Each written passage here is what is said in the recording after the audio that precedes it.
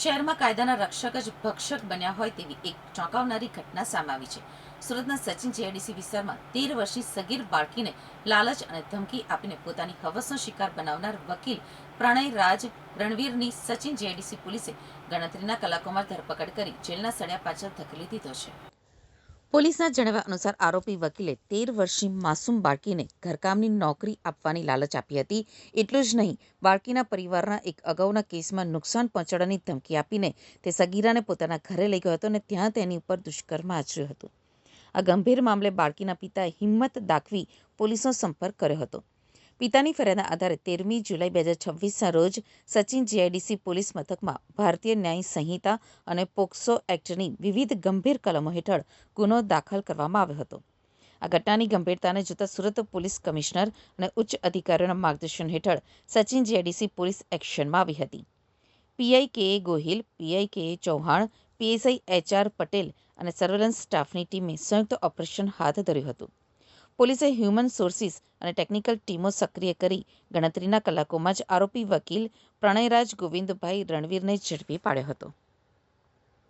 આ કામના ફરિયાદી શ્રીએ જીઆઈડીસી પોલીસ સ્ટેશનમાં આવીને ફરિયાદ હકીકત જાહેર કરેલ કે પોતાની સગીર વયની દીકરી કે જે ગયા વર્ષે 12 વર્ષ અને 8 માસની હતી તેણે બે આરોપીઓએ ભગાડી તેના વિરુદ્ધમાં બલાત્કાર કરી ગુનો નોંધાયેલ હતો. તે ગુનામાં સચિન જીઆઈડીસી પોલીસ સ્ટેશન દ્વારા બે આરોપીઓની ધરપકડ કરી નામદાર કોર્ટમાં ચાર્જશીટ કરેલ હતી. આ જે કાયદાકીય પ્રક્રિયા છે એમાં ફરિયાદી તરફે વકીલ શ્રી પ્રણયરાજ ગોવિંદભાઈ રણવીર નાવને ફરિયાદીએ એપોઇન્ટ કરેલા અને તેમના કાયદેસરના વકીલ હતા.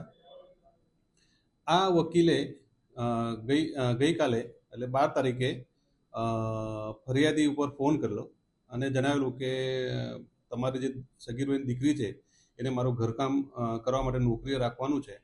તેમ કરીને એના ઘરનું લોકેશન મેળવીને એને વિશ્વાસમાં લઈને અને ફરિયાદીને એવું પણ જણાવેલું તું કામ પર નહીં રાખે મારા ત્યાં તો તારા જે જૂનો કેસ છે એમાં નુકસાન કરીશ તે ધમકી આપીને ફરિયાદી પાસેથી એની સગીર વયની દીકરી લઈ ગયેલો અને તેના રહેણાંક મકાન નંબર 42 વેદાંત વિલા ઉમિયા ચોક ડિંડોલી ખાતે પોતાની ગાડીમાં લઈ ગયેલો.